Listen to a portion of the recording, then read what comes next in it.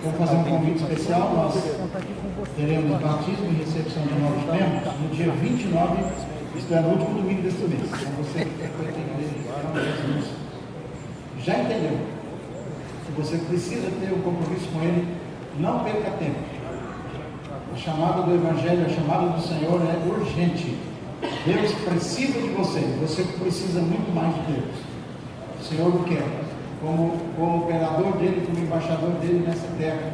E, quiçá, você queira servir a Deus conosco nesta igreja. É um tempo muito bom, devemos aproveitá-lo, porque enquanto nós buscarmos a Deus, o Senhor vai trabalhar por nós. E o profeta Isaías afirmou: buscai o Senhor enquanto se pode achar, invocai-o enquanto está perto.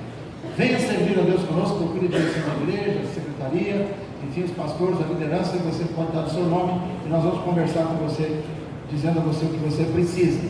Então vamos para a palavra. Eu vou pedir a você que se coloque em pé, por favor, mais uma vez.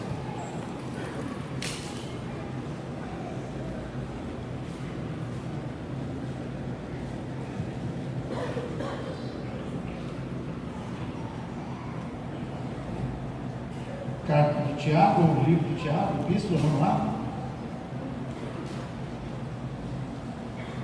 Meus amados irmãos, tenham isto em mente: sejam todos prontos para ouvir, tardios para falar e tardio para irar-se, pois a ira do homem não produz a justiça de Deus. Próximo verso. Portanto, livrem-se de toda impureza moral e da maldade que prevalece, e aceitem humildemente a palavra implantada em vocês, a qual é poderosa para salvá-los. Amém. Volte para o verso 19. Meus amados irmãos, tenham isto em mente: sejam todos prontos para ouvir, tardios para falar e tardios para irar-se. Graças a Deus. Vejam bem, eu quero orar com vocês agora, porque nós vamos ouvir a palavra. É sempre muito bom que a gente tenha em mente, como diz o apóstolo, ter em mente que nós dependemos de Deus. Percebeu que nós falamos bastante, hoje nós já cantamos, já oramos juntos aqui, e agora chegou o momento de nós ouvirmos a palavra. A Bíblia diz que a fé vem pelo ouvir a palavra de Deus. Ninguém tem fé. A fé que vem de Deus se não ouvir a palavra, senão pela palavra da verdade, não é? Então Romanos capítulo 10 afirma isso. Eu quero que você ore. É bem possível que você tenha entrado aqui esta noite com necessidades, com problemas que vão além da sua capacidade de solucioná-los.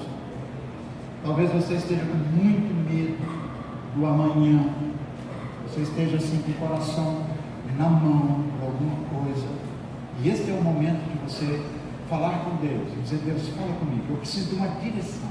Quando a gente tem uma situação, uma necessidade, nós precisamos de uma direção de Deus para isso, e a vida toda nossa deve ser regulada pela palavra de Deus. Amém? Vamos orar ao Senhor. Pai, nós te agradecemos nesta noite. Obrigado por tudo que fizemos e oferecemos ao Senhor até agora. Mas nesse momento, Deus, nós queremos ouvir a tua palavra.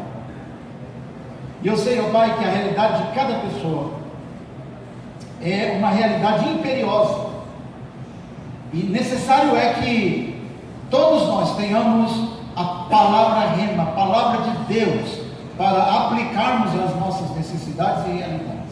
Outro sim, Senhor, nós estamos aqui nessa terra para cumprir uma chamada, para cumprir um propósito, Senhor, e para tanto nós precisamos nos governar, Senhor, e se deixar governar pelo Espírito Santo. Oramos com fé e gratidão em nome do Senhor Jesus Cristo. Amém? Assente-se, fique bem à vontade, por favor. Como você pode ver na tela aqui atrás, eu estou numa série de sermões, cujo tema é governe-se. Hoje é a quinta sessão desse sermão, o quinto sermão falando sobre esse tema, sobre o tema de governe-se. O fundamento é que o propósito vem antes da vida, o propósito vem antes de tudo. Deus propositou, Ele nos chamou para o propósito. E nós precisamos governar nossa vida, ou permitir que o Espírito Santo, o próprio Deus, governe a nossa vida para o cumprimento do propósito. É incrível o número de pessoas que vivem infelizes, inclusive dentro das igrejas. Pessoas que se dizem cristãs, outros que inclusive ocupam o espaço ministerial, estrutural, institucional e até geográfico na obra missionária, que estão fora do propósito. Pode parecer incrível, mas é verdade. Gente que leva o nome do Senhor, que fala o nome do Senhor, que tem o nome de pastor, que tem o nome de presbítero, o nome de algum título cristão, mas a vida não é boa. A vida é ruim para si, é ruim para quem está em volta. É tal como a vida de Jonas, quando fora do propósito. Jonas, fora do profeta Jonas, fora do propósito de Deus, causou uma série de transtornos, inclusive para ele mesmo, chegando a ser engolido por um grande peixe. Por misericórdia de Deus, ele voltou ao projeto de Deus por arrependimento. Então nessa noite eu quero que você entenda isso. Se você ainda não é feliz, se você ainda não está vivendo o que você gostaria de viver, não está empolgado com a vida, é porque você está fora do propósito de Deus. E eu o convido para vir para o propósito. Eu convido você a permitir que o Espírito Santo de Deus te governe para o propósito, que você venha para o propósito e diga: Senhor, eu vou fazer a minha parte. Do contrário, você será um peregrino em terra estranha, caminhando para lugar algum, um forest camp, que não sabe para onde está indo. O desafio do ideal e da realidade é uma coisa muito clara na nossa vida. Todos nós temos ideais, sonhos, propósitos, projetos, mas muitas vezes nós nos esbarramos na realidade. Talvez você esteja aqui dizendo assim: se eu tivesse dinheiro, minha vida seria outra. Se eu tivesse um bom emprego, eu estaria fazendo as coisas para Deus, mas eu não tenho tempo para fazer nada para o Senhor. Eu estou primeiro cavucando, estou estruturando a minha vida, e depois então eu vou me entregar ao Senhor. Então há um desafio diante de você. A sua realidade é confrontada com o ideal, com o propósito. E é interessante também que nós vivemos uma situação mais ou menos assim. Eu não gostaria, mas eu vou ter que dizer isso para você. Muitas vezes eu quero fazer algo e não consigo. Não dou conta, como diz o goiano. Eu queria não ficar nervoso no trânsito, por exemplo, mas eu acabo ficando nervoso. Sai aqui do culto e você ouve uma palavra como essa e você de repente sai ali, alguém, um irmão fecha você aqui, você já fica bravo, já sai, a semana já estragou a minha semana, ficou bravo, não, me fechou ali. Eu não queria brigar com o meu cônjuge, não queria brigar com a minha esposa, mas eu estou brigando. Quando eu vi, já briguei. Eu não queria amaldiçoar meu patrão, mas já estou amaldiçoando. Eu não queria ficar brigando com o governo, não queria ficar falando mal de político, mas quando eu vejo, eu já estou falando. Eu não consigo. Mais perigoso ainda, talvez alguns digam: eu não queria falar mal da minha família, dos meus familiares, mas eu acabo falando. Eu não queria cobiçar o cônjuge do próximo, mas eu acabo fazendo. Que triste, não? Romanos capítulo 7. Vamos para Romanos capítulo 7, versículo 15. Vamos observar o apóstolo Paulo falando dessa situação que é corriqueira para todos nós. Eu não entendo o que faço, pois não faço o que desejo, mas o que odeio. Quem está dizendo isso é exatamente o apóstolo Paulo, o homem que escreveu 12 dos livros da Bíblia. E ele fala isso já com a carteirinha de apóstolo, o título de homem de Deus reconhecido. O que eu quero eu não faço, mas aquilo que eu odeio eu não acabo fazendo. Continua para vocês verem aqui o desabafo do apóstolo Paulo. E se faço o que não desejo, admito que a lei é boa. Isto é, eu admito que a palavra de Deus que eu conheço, as coisas de Deus que eu conheço, é boa. Mas eu não consigo praticar. Próximo, vamos para frente. Nesse caso, diz ele, não sou mais eu quem faz, mas o pecado que habita em mim é que faz. Continua para vocês entenderem. Sei que nada de bom habita em mim, isto é, em minha carne, porque tenho desejo de fazer o que é bom, mas não consigo realizá-lo. Veja que há uma briga interna muito séria. Continue.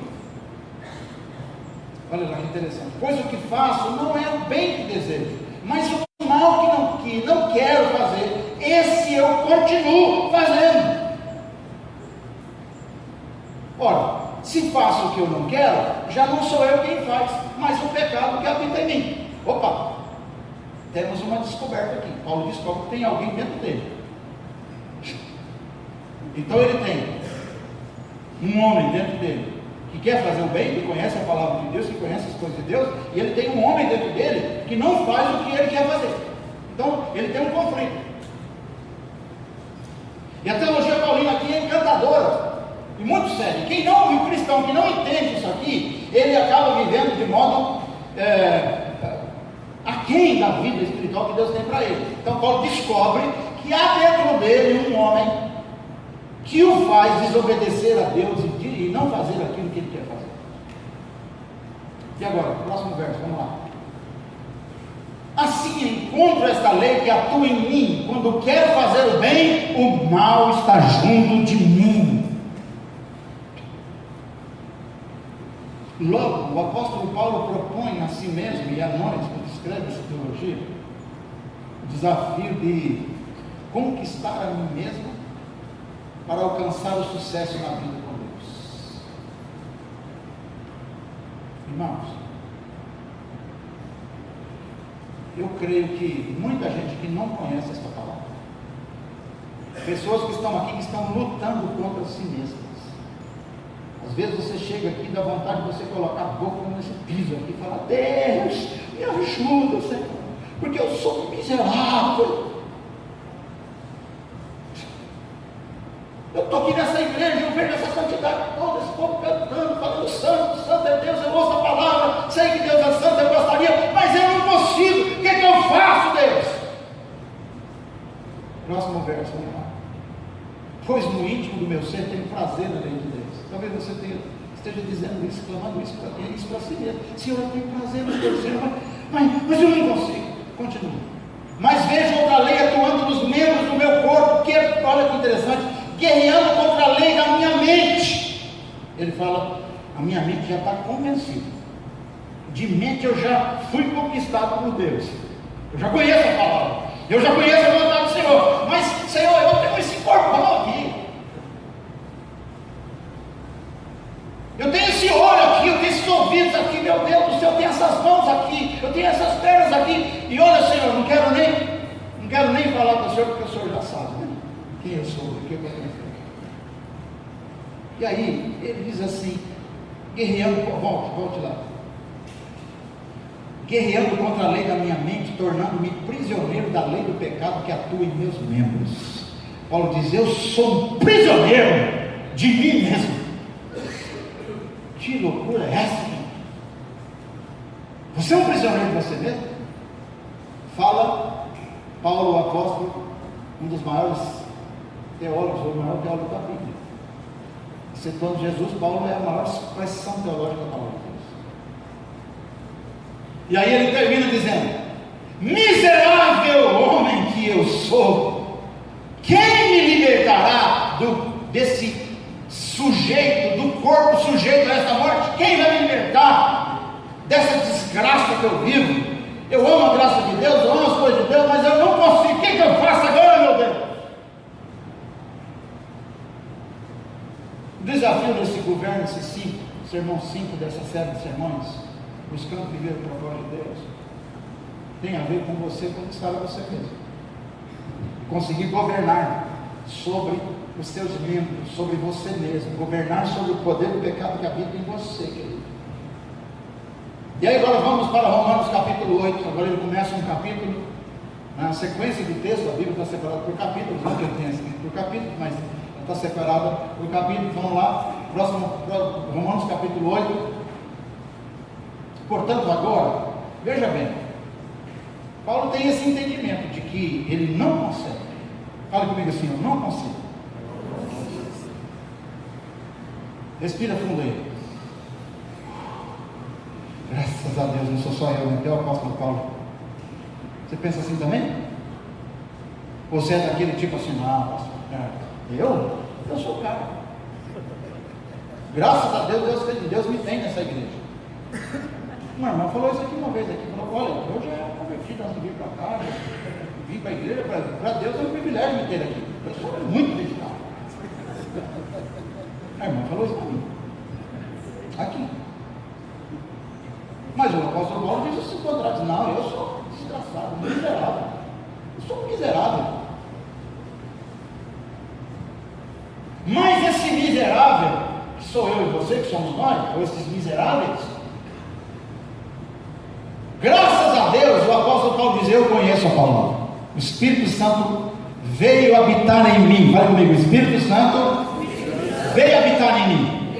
Opa, Paulo sabia disso. Ele está discutindo consigo mesmo, está conversando com ele mesmo, ele diz: olha, mas eu conheço a palavra, eu sei que a palavra é boa, não estou conseguindo, eu não consigo. Ele está narrando logicamente a sua experiência cristã, né? Não necessariamente ele está vivendo isso aqui, mas ele está contando exatamente o que ele viveu, porque todo mundo passa por isso aqui, sem exceção, qualquer cristão passa por isso aqui. E agora ele diz: portanto, agora já não há condenação para os que estão em Cristo Jesus. Ele está dizendo assim: eu sou esse miserável, cujo pecado habita em mim, eu tenho todas essas problemáticas que eu acabei de falar aí, mas tem uma coisa, aqueles que se entregaram a Jesus Cristo, para essa gente não existe nenhuma condenação. Amém ou não? Amém.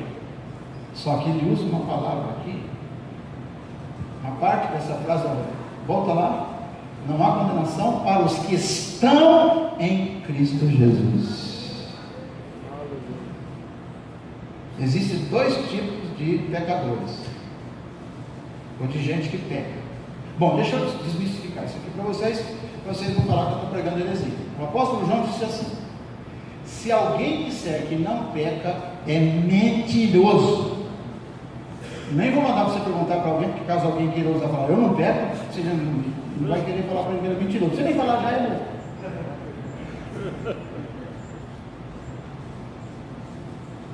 Mas ele diz: o que é nascido de Deus não peca. No grego original, o que é nascido de Deus não vive pecando. Não é que não peca, não vive pecando, não vive caindo no pecado toda hora, não vive com prazer no pecado. Mas vamos continuar o apóstolo Paulo aqui. Vamos lá: porque por meio de Cristo Jesus a lei do Espírito de vida me libertou da lei do pecado e da morte. Fale comigo assim: a lei do Espírito de vida me libertou da lei do pecado. Glória a Deus. Paulo fala de duas vidas, de duas pessoas. Ele experimenta essa realidade de ser homem, ser humano, frágil. É interessante, os teólogos vão dizer o seguinte: que o ser humano pecou contra Deus desde o Gênesis, desde Adão e Eva, né? E os pecados dizem o seguinte: que houve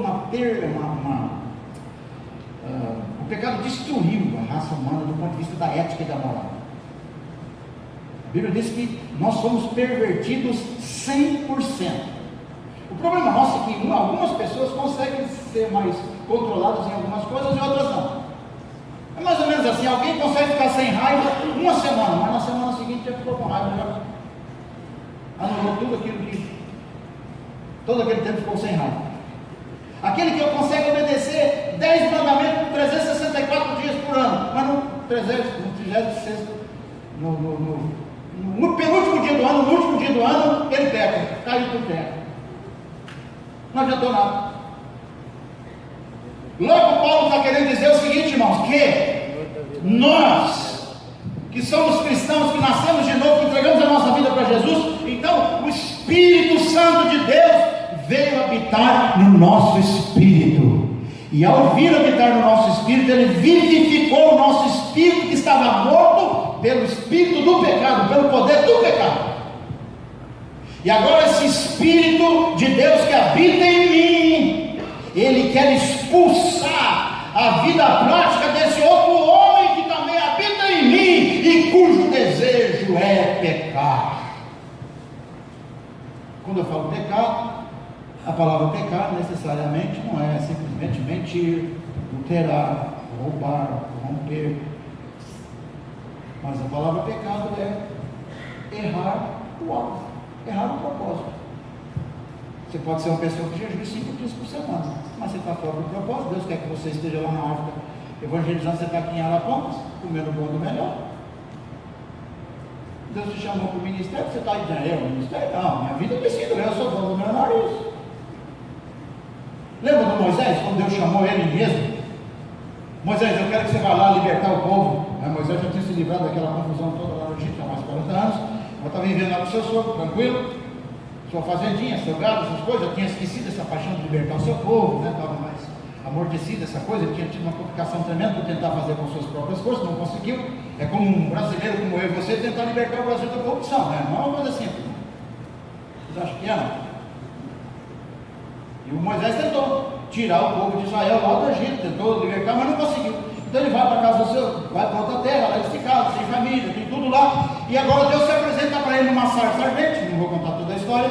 E Deus diz: eu quero que você vá lá para libertar aquele povo. Mas ele falou: eu não, Senhor, eu não vou não.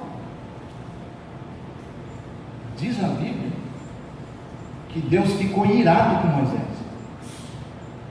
Deus ficou irado. Por que Deus ficou irado com Moisés? Deus ficou irado com Moisés porque ele quis rejeitar o propósito, quis rejeitar a tarefa, quis rejeitar a missão de Deus na vida dele. E Deus ficou muito bravo com ele. E ele tentou inventar desculpas, né? Para nós, para o meu entendimento, por exemplo, ele quis dizer que ele não sabia falar, que ele era gago, etc. E Deus começou a dizer para ele: não, mas ó, o teu irmão vai falar por você, o irmão fala, você não é um bom discurso na pregação, mas o teu irmão é bom.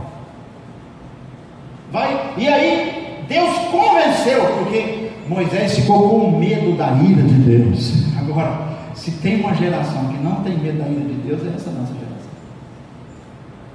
Uma geração que está com a consciência cauterizada, amortecida. As pessoas não têm mais temor de Deus, porque é o que eles aprendem lá na universidade.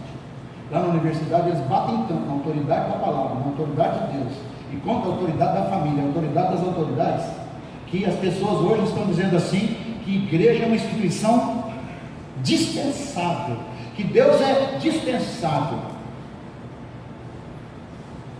Olha o risco. Então essa é uma sociedade cujo ser humano se endeusa, ele é juiz dele mesmo. Olha a diferença de um homem que é juiz de si mesmo e aprova todas as suas práticas, de um homem como o apóstolo Paulo, que diz: eu sou um miserável, eu sou um pecador, o que eu quero fazer eu não faço, eu conheço a palavra de Deus e eu não consigo. Então percebe-se a diferença de um homem que tem Deus e não consegue praticar tudo que de Deus é, mas ele reconhece essa necessidade. Todos nós temos as nossas taras, os nossos pecados, as nossas fragilidades, as nossas dificuldades, mas quando o homem conhece o Senhor Jesus e ele nasceu de novo, ele sabe que precisa ser mudado por Deus, ele sabe que precisa se governar para o propósito de Deus. E se você tem essa condição, você está comigo, você vai tomar ceia comigo daqui a pouco. Como eu posso conquistar a mim mesmo? Conquistar a mentalidade para ter uma vida de sucesso. Primeira coisa, vamos lá: submeter-se à lei do Espírito Santo. Como diz o apóstolo aqui, a lei do Espírito de vida. Quando nós entregamos a nossa vida para Jesus, nós ganhamos esse presente maravilhoso. Obrigado. Nós ganhamos esse presente maravilhoso. Que presente? O Espírito Santo vem habitar em nós. E aí, pastor Jorge, a gente começa a ter vontade de fazer as coisas certas. É o que está acontecendo com o apóstolo Paulo. Porque tem gente que não tem nem vontade de fazer as coisas certas. Eu pergunto para você, responda para você mesmo aí com um amém. Você diz um amém com o seu próprio espírito. Eu quero ouvir. Você tem vontade de fazer as coisas certas? Que você já sabe que são certas?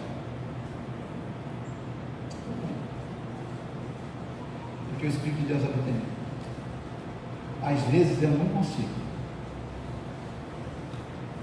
Agora eu posso entender as palavras do apóstolo Paulo quando escreve a igreja da Galácia. Ele diz assim: andai em espírito e não cumpra a vontade da carne. Que coisa impressionante, irmãos. Por meio de Cristo Jesus, a lei do Espírito de vida me libertou da lei do pecado e da morte. Fala comigo assim: o Espírito Santo habita em mim, e Ele já me libertou da lei do pecado. Você não precisa ser mais escravo do pecado agora. Agora você pode se apegar ao Senhor Jesus e viver uma nova vida. Agora, você percebe que o apóstolo Paulo vai falar aqui na sua teologia, eu não tenho tempo para falar, mas ele vai falar da palavra arrependimento. Então, quando você reconhece que você não consegue fazer o que você tem que fazer, como cristão, como cristã, então você logicamente está lutando para fazer o que é certo, e a primeira coisa que você tem que fazer é se arrepender. Hoje é noite de arrependimento. Apesar de todas essas coisas maravilhosas que você ouviu aqui, essa coisa galante, linda e tudo mais, sabe, isso aqui é apenas uma isca para você estar aqui hoje e rasgar o coração diante de Deus e falar: eu não quero ser mais do mesmo, eu quero que Deus mude a minha vida, porque eu sou miserável, eu não quero viver nessa miséria de vida, porque Deus tem uma nova vida para me dar, e eu quero cumprir o propósito dele. Senhor, me governe, me dirija para o teu propósito. Esse é o cristão normal.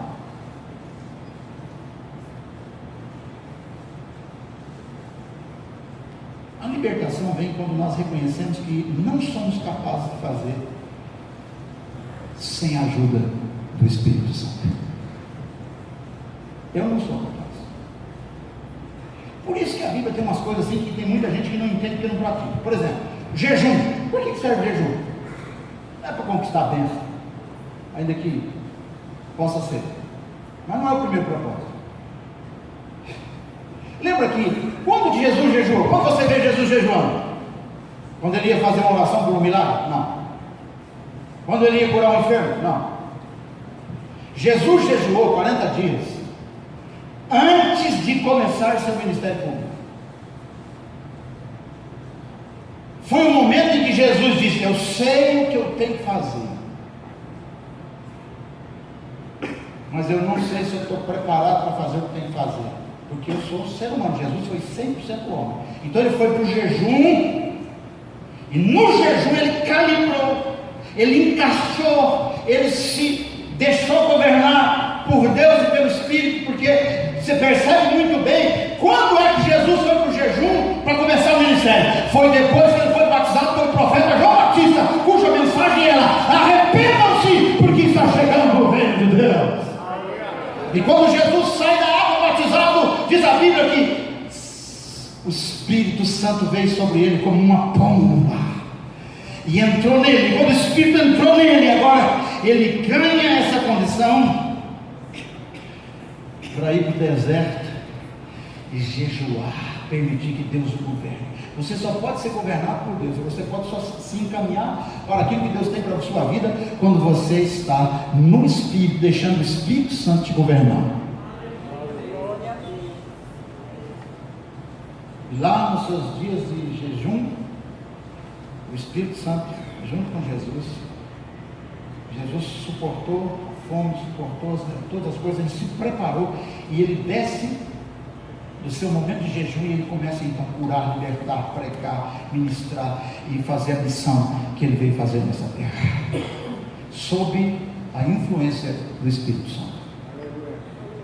O ministério de Jesus teve o sucesso que teve porque ele agiu debaixo da unção do Espírito Santo. Ele era 100% homem, mas fora dominado 100% pelo Espírito Santo. Sem o Espírito Santo você não tem chance, irmão. É por isso que eu gosto de falar sobre o Espírito Santo, porque eu me entrego. Eu não tenho preocupação com as pessoas. Eu prefiro que a pessoa chore e caia e voe e fale que vai voar, sei lá o que. Tem até umas heresias aí no meu, mas eu quero gente assim, irmão. Gente que não viva o evangelho da cabeça, a teologia de cabeça, a teologia do sei lá quem. Se você quer viver para Deus, você tem que ser dominado pelo Espírito Santo, meu amigo. Você não tem outra chance, pode ser o melhor teólogo, mas você vai continuar como Paulo, no seu homem anterior, dizendo: eu quero, mas eu não consigo. Mas agora aquele que é governado pelo Espírito Santo, ele consegue.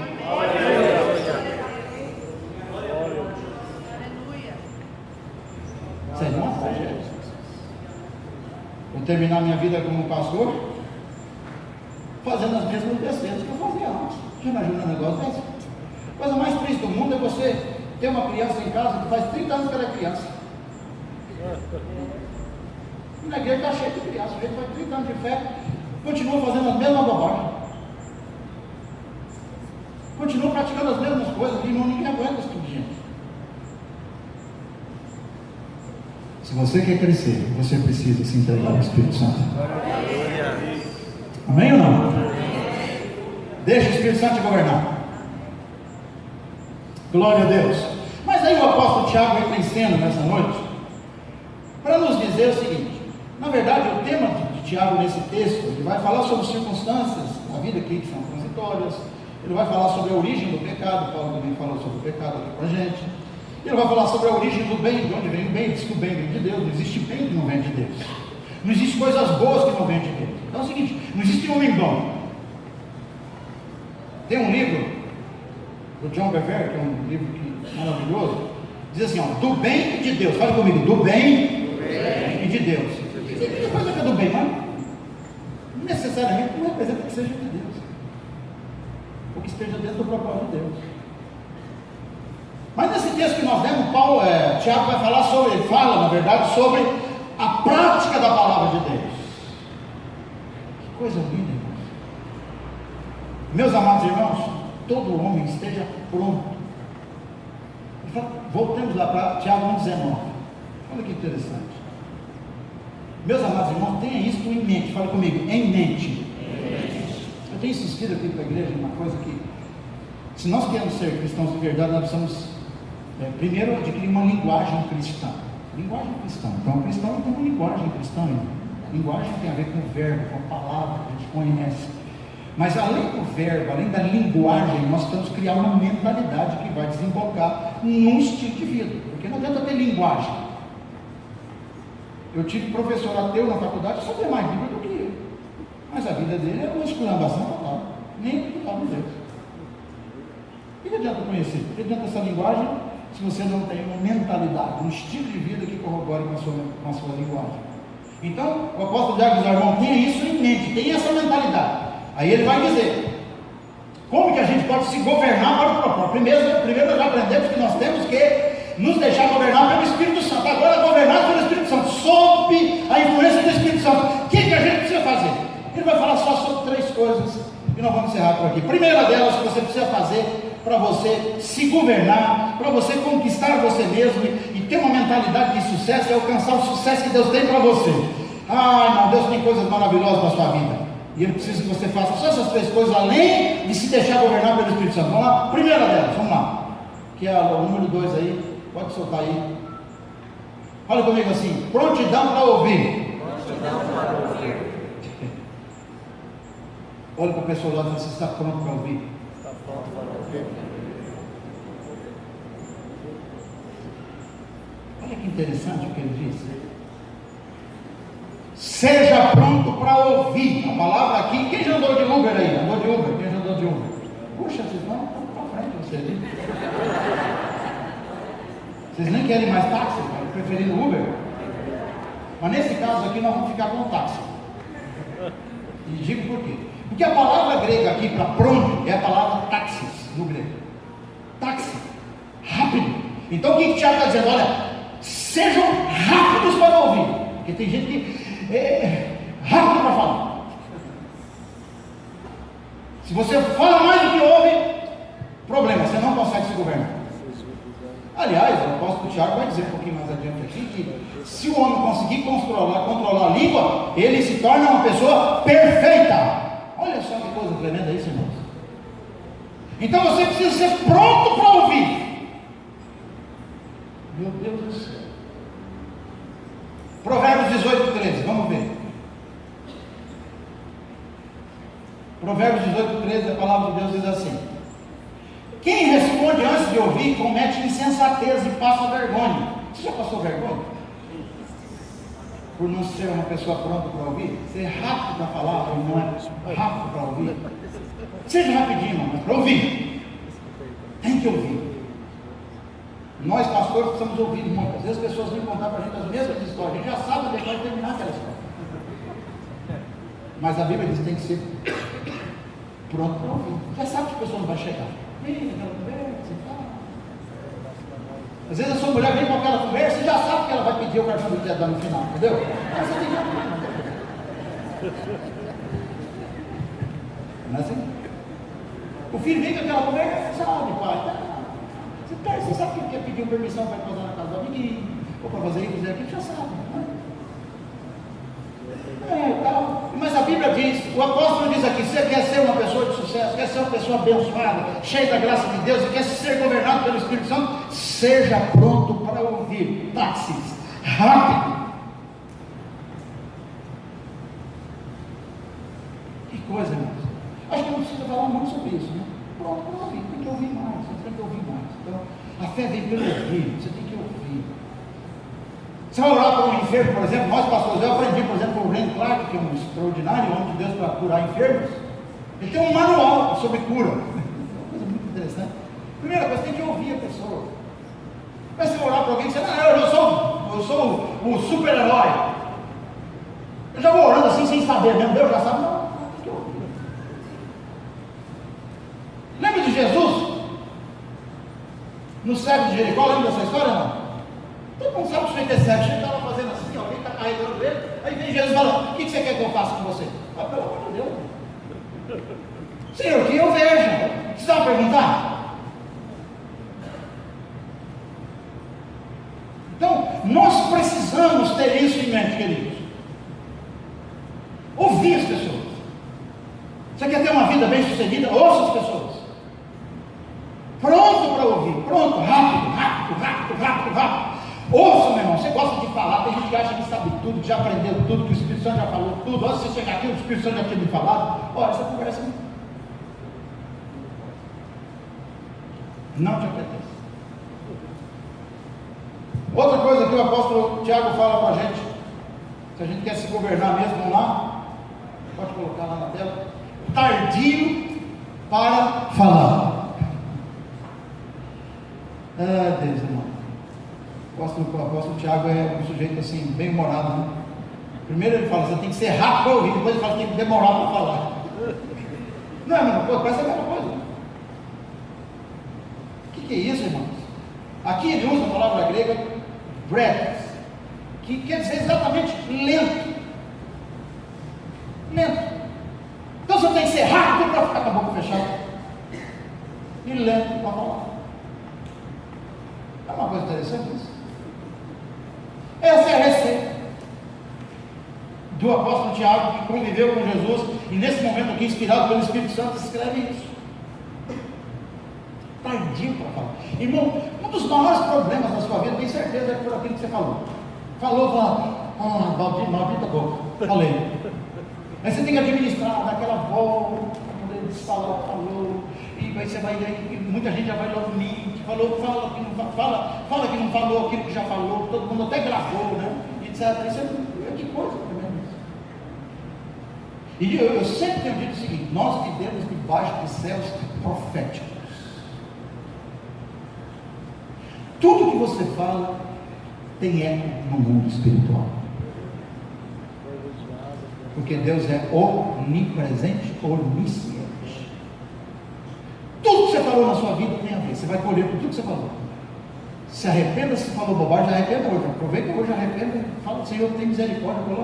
Faça igual Paulo, eu sou um miserável dele. Falei aqui quando eu vi, se você não consegue parar de falar o que você anda falando de si mesmo, dos outros, e para os outros, e aquela coisa toda, isso é muito sério. Provérbios 10, 19, vamos lá. Provérbios 10, 19. Quando são muitas as palavras, o pecado está presente. Mas quem controla a língua é sensato. Aleluia, glória a Deus. Controle a sua língua. Fale pouco. Glória a Jesus, aleluia. Outro dia eu ouvi uma mensagem muito interessante de um pastor falando o seguinte, que tinha um marido que fazia já meses que não falava com a esposa, Ele perguntou, mas por quê? Não, é só para não interrompê-lo.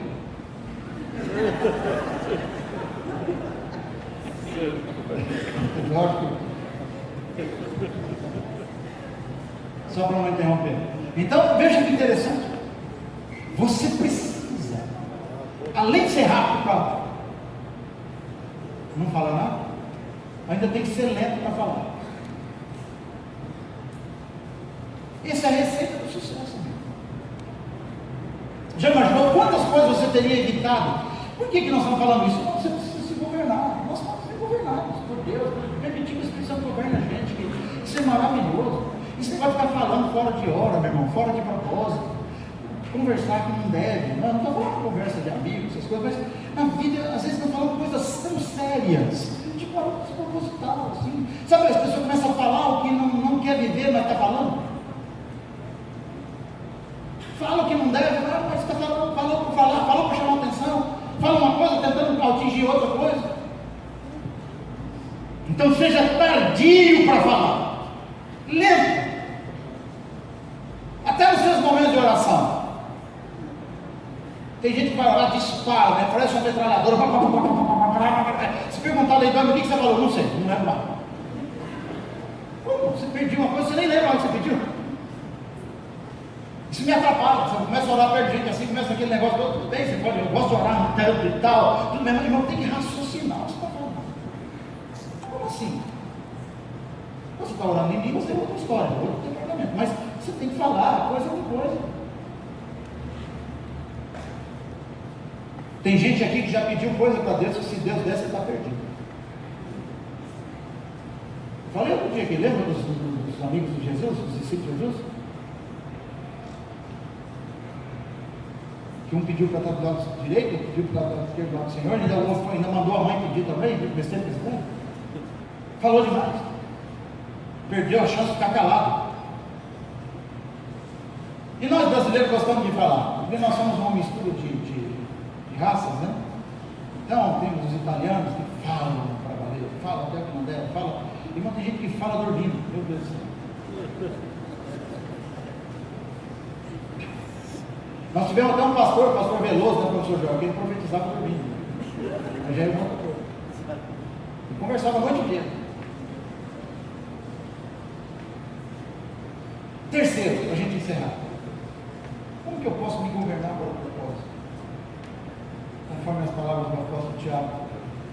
Tardio para irar-se. Ele usa a mesma palavra grega aqui, breves, que quer dizer lento. Tardio, irmão, você tem que ser lerdo mesmo para ficar bravo. Tem gente que fala assim para pastor, mas você não fica bravo. Irmão, eu fico bravo, assim. Mas eu me treinei para ficar, para sofrer menos. Fala para mim, o que adianta ficar bravo? Quando você fica bravo, normalmente você quer dar um peteleque a alguém, você quer bater em alguém, você quer falar alguma coisa para alguém, isso não pode. Encheu o coração de raiva, explodiu o coração, começou a bater, mandou mensagem para todas as células, elas começam a comer, a se alimentar daquela substância química terrível que vai destruir você, que vai. Muita gente já morreu por causa disso. Nós precisamos ser tardios para irar. Irmão, nós vivemos uma época de ira, de ódio, a gente tem ódio nos outros. Irmão, é tão interessante essa sociedade americana, o sujeito um macaco, um mico-leão, sei lá o que, como é que é o macaco mais pouco aí, pastor da Serra da Amazônia? O mico-leão dourado virou uma estrela, ninguém conhece. Eu perguntar aqui, quem já viu um mico-leão dourado? Já viu não? Agora está com gente aí, os professores da universidade, tudo defendendo o mico-leão dourado. Nunca viram um de perto. Mas está odiando o cidadão que está do lado dele. Odeia a esposa, filho, não cuida de ninguém, ira-se com todo mundo, briga com todo mundo, nem toma banho direito, nem com essa conversa mole, gente irada, gente iracunda, que não se ama mais, que não ama o outro, que não ama a humanidade que Deus mandou amar. Os dois primeiros mandamentos mais importantes: amar a Deus em todas as coisas e ao próximo como nós mesmos. Você não tem o direito, eu não tenho o direito, eu não sou digno acontece, eu tenho que dizer: Senhor, tem misericórdia de mim, porque não é isso que o Senhor preparou para a minha vida, não é isso que vai me levar à vitória, não é isso que vai me levar ao sucesso, porque a vingança vem do Senhor, diz o Senhor, minha é a vingança.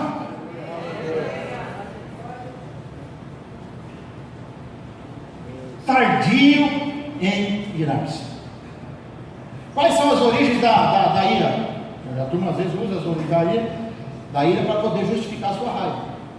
Zelo, por exemplo, a gente tem zelo. Eu sou zeloso, eu sou um pastor zeloso. E por ser zeloso, me acabou com todo mundo. Sai por aí falando: vai tomar vergonha, irmão, vai tomar vergonha, irmão. Irmãos, eu tempo todo eu lido isso. Como pastor, o tempo todo as pessoas falam: pastor, por que você não fala isso para o fulano? Por que você não vai lá e dá uma bronca dele? Fala um montão para ele. Irmão, olha isso. Essa Bíblia me diz que eu tenho que ser lerdo para me irar. Então eu sou lerdo mesmo. Aliás, eu quero continuar lerdo. Que Deus me ajude a me converter cada vez mais a essa lerdeza de meu amigo. Glória a Deus. Ao invés de me irar, vamos para a presença de Deus. Faz como a Bíblia ensina, como os apóstolos: Senhor, coloca diante de ti esse negócio. Porque senão não, você vai ficar irado como é. Já imaginou? Tem gente que falta bater nos ministros do STF, não falta? Quem votou na turma da esquerda quer bater no Bolsonaro, quer que ele morra. Está triste porque ele fez a cirurgia, deu tudo certo hoje. Assim. O outro quer bater, quer que o Lula morra lá, pendurado lá, enforcado lá na Polícia Federal de Curitiba. E nós vamos resolver uma coisa na minha vida. Claro que eu sei o que é bom, preciso defender os princípios da palavra, mas essas coisas não levam a nada. Zelo com o quê? Então, tem muita gente que usa o zelo. Eu falei da igreja, está zeloso, zelo, alguém tem pastor zeloso, eu sou pastor zeloso. Irmão, vira essa confusão toda, um balaio de gato. Tem mais brigas, eu estou cansado de ver briga de crente, irmão. Não quero mais briga de crente na minha vida, não. Quer brigar para brigar para lá, não quero ficar administrando briga de crente. Deus me livre, para que isso? Eu não fui chamado para isso, fui chamado para orientar, para abençoar, para curar, né? E se for possível, sempre os irmãos sabem quando eu mando alguém fazer alguma coisa, eles falam: vai lá, calma, vamos ter calma, irmão, vamos resolver o problema. A gente sabe o que é certo e o que é errado, e quando a gente ouve as pessoas, a gente já sabe o que está certo e está errado, né? É como Salomão, ele sabia que tinha duas mães ali, e que uma só era a mãe da criança. Lembra daquela história de sabedoria? Ele falou: vamos fazer o seguinte, vamos rasgar isso, vamos serrar essa criança no meio, metade para você, metade para você. Lógico que a mãe, que era a mãe da criança, falou: não vai ser, não dá para ela, criança. Então, seja sábio, não perca tempo com ira, irmão. Tem gente aqui que não pode ver o vizinho, meu irmão. Quando chega em casa, levanta os vidros do carro assim, que é um filme já bem escuro, e ainda põe o óculos escuro ainda para não ver o vizinho, está com raiva do vizinho. Porque o vizinho varreu o lixo lá.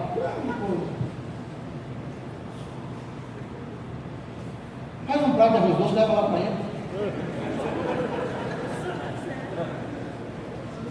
Amém, irmão?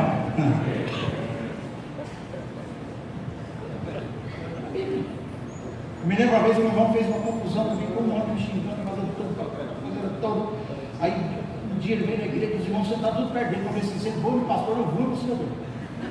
E era ceia. E o cara estava aqui, depois de um ano, me ligou dizendo: pastor, eu vou resolver esse negócio aí hoje. Eu vou na igreja. A gente veio sentando na igreja aqui. A primeira coisa que eu fiz foi assim: peguei o prato de pão e fui lá e servi a ceia.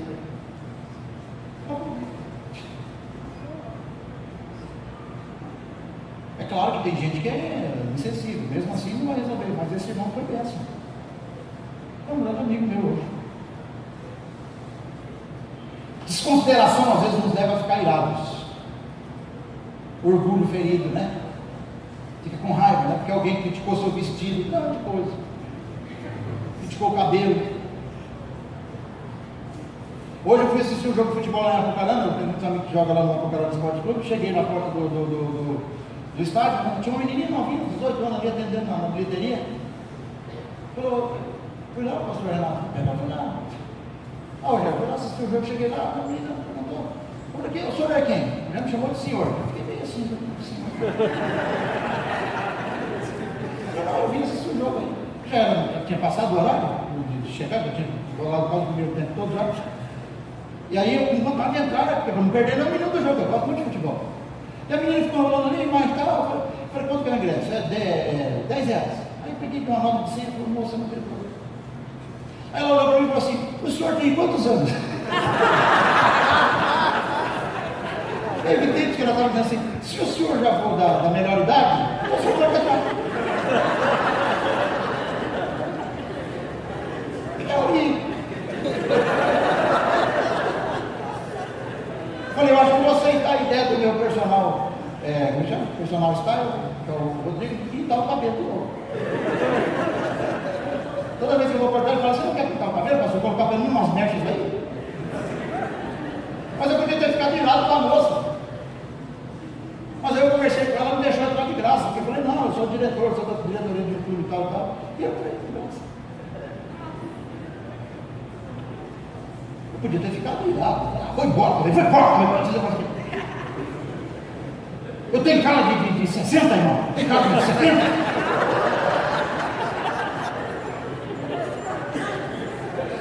Qual o problema? Aí meu irmão veio aqui hoje para completar 80 anos de idade, aquela felicidade e tudo, que coisa linda, né? Que bênção, irmão. Para que você fica? Às vezes orgulho feliz. Alguém não olhou para você, não cumprimentou, você fica irado, passa a semana irado, perde a semana, irmão, perde o ritmo, meu Deus do céu.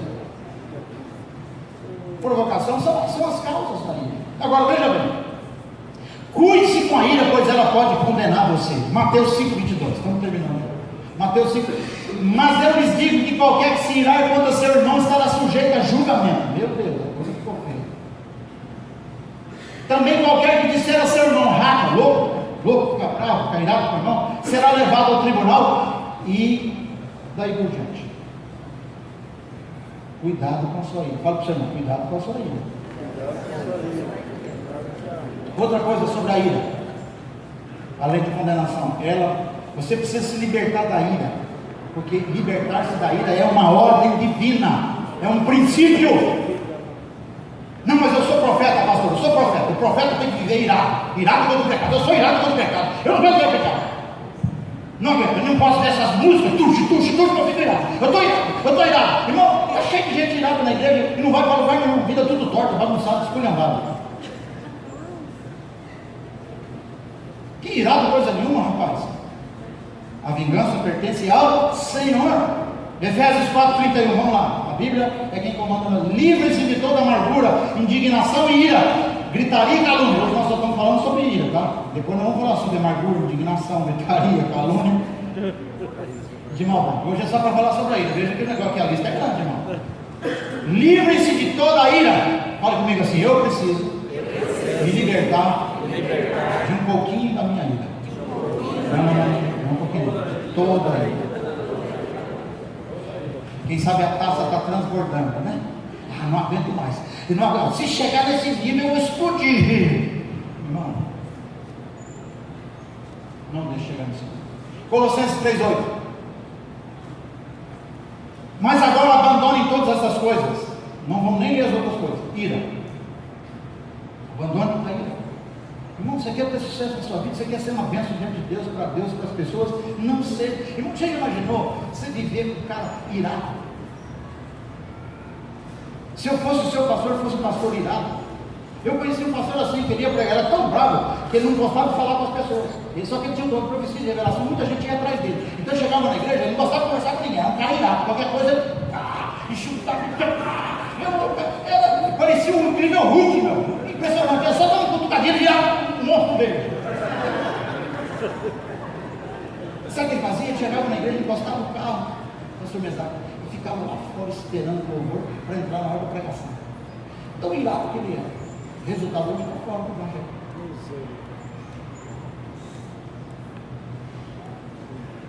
Deus não te chamou para ser um tanque de ira. Deus não chamou. A ira nos separa do reino de Deus. Para encerrar, isso é para acabar. Hein? Gálatas 5:21. Tem tanta coisa que ele fala, mas ele diz assim: olha, eu vos advirto como antes adverti, que os que praticam essas coisas não herdarão o reino de Deus. Vamos lá, quem é que não vai herdar o reino de Deus? Gálatas 5:21. Vamos lá, aí vai tanta coisa ali, não precisa nem ler aquelas duas coisas. Ele está advertindo sobre tanta coisa, mas continua. Ele vai falar o quê? Que nós não devemos praticar a ira. Não. É muito importante que você saiba disso. Quem vive irado já está fora do reino de Deus. Você não precisa ser um iracundo para ser um homem, uma mulher de Deus. Então eu vou te dar um conselho. Fique em pé agora em nome de Jesus. Quero convidar os presbíteros e pastores que estão hoje aqui com a gente. Todos, por favor. Tem Isaac, pode vir, pastor Adriano. Os pastores que estão aqui, todos os presbíteros nossos. Onde são os pastores aqui? Vem cá. Glória a Deus. Vamos para Efésios capítulo 4, versículo 25. Eu quero encerrar com esse conselho sobre esse problema.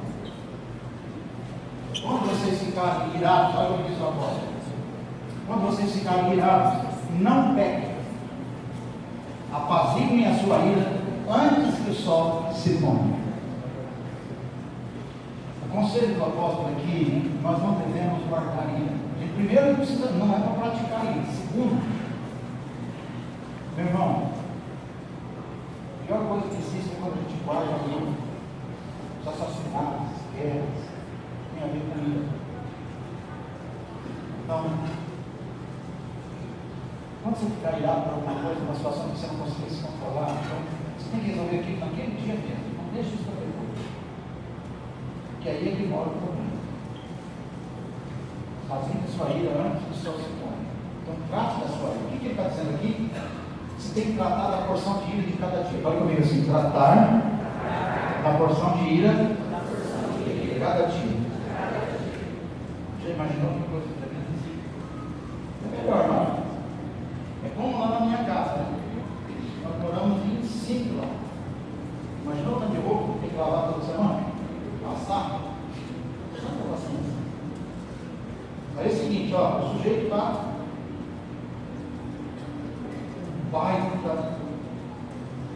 uma baita taça de ira, cheio. Você imaginou se deixar essa taça para amanhã? Ele diz: trate esse negócio hoje. Trate hoje.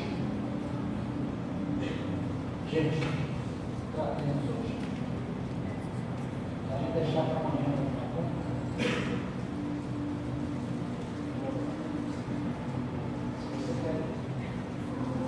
Viver para Deus, viver melhor. Você sabe que essas coisas nos atrapalham. Fala demais, ouvir menos, ficar irado.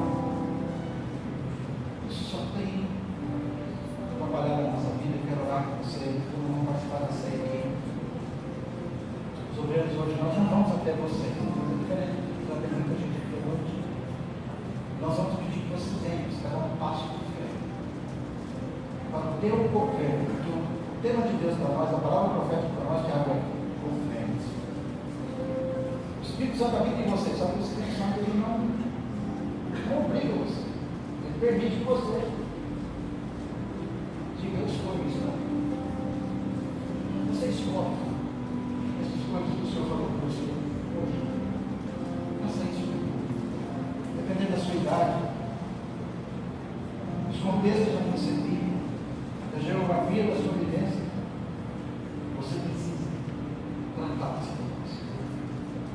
Eu vou pedir para que nós oremos hoje. Começa lá, põe a sua mão de oração. Peça perdão a Deus. Fala: Senhor, eu não quero ser mais um tagarela. Tem gente, irmão, que Deus nem fala porque ele não deixa Deus falar. Lembra do Jó? Às vezes eu penso que Jó passou mais tempo aprovação porque fala bastante, igual que fosse um homem reto diante de Deus. Quanto mais a gente fala, menos solução a gente tem. O caminho de Deus é perfeito para nós. Israel poderia, o povo hebreu poderia ter atravessado aquele espaço do deserto até a terra prometida em 2 meses no máximo. Toda aquela engenharia que eles tinham praticamente um dia, montar, desmontar a água, criança, animais. Mas 2 meses, eles levaram mais de 40 anos. E você e eu sabemos que uma das coisas que Deus mais recriminou deles foi o quê? A murmuração. E a murmuração? Falar demais, reclamar. Meu Deus. E só entraram na terra dos que saíram, Josué e Caleb. Porque o que eles falaram, eles profetizaram. Falaram dentro da vontade de Deus. Pai, perdoa-nos. Nós nos arrependemos, Senhor, de todo pecado, de falar demais, irarmos demais. Às vezes, Senhor, às vezes nós tomamos posse de uma coisa que não tem nada a ver. Meu Deus do céu, tem misericórdia, me ajuda, Jesus. Hoje, Pai, nós temos acesso ao mundo por meio das redes sociais. Às vezes a gente fica sabendo demais da vida dos outros, de gente que a gente nem conhece, nunca vai conhecer. Gente que a gente passa até raiva, Senhor. Meu Deus. Deus não me colocou para governar aquela pessoa, para dirigir aquela pessoa, para orientar, para aconselhar, para mudar a vida daquela pessoa. Eu estou irado com ela, Senhor. Que negócio é esse? Me ajuda, Senhor, me liberta dessa escravidão. Liberta meu irmão, minha irmã, Senhor. Dá graça, Pai, para viver uma vida abençoada debaixo do propósito do Senhor. Cuida da minha vida, cuida da nossa vida, Senhor. Em nome de Jesus. Ah, Deus. Em nome de Jesus. O que nós vamos fazer? Nós vamos orar pelo pão, pelo vinho, pelo corpo do sangue. Na verdade, irmãos, hoje eu posso me arrepender dos meus pecados, comer o pão, beber o cálice, porque Jesus atraiu todos os meus pecados. Sabe aquilo que Paulo fala que eu não consigo, eu não consigo, eu não consigo? Jesus conseguiu por você. E Ele agora deu o Espírito Santo para em você, para que você consiga, por meio da força dele. Você vai se entregar ao Espírito Santo e dizer, Senhor, eu não posso. E você vai participar da mesa hoje, do pão e do vinho, lembrando dessa vitória que Jesus te deu. A condenação que era para você levar por conta da sua ira, você falar fora de hora, você pecar, fazer aquilo que você não podia fazer, por ser um escravo, ter sido escravo do pecado, Cristo Jesus te libertou da condenação,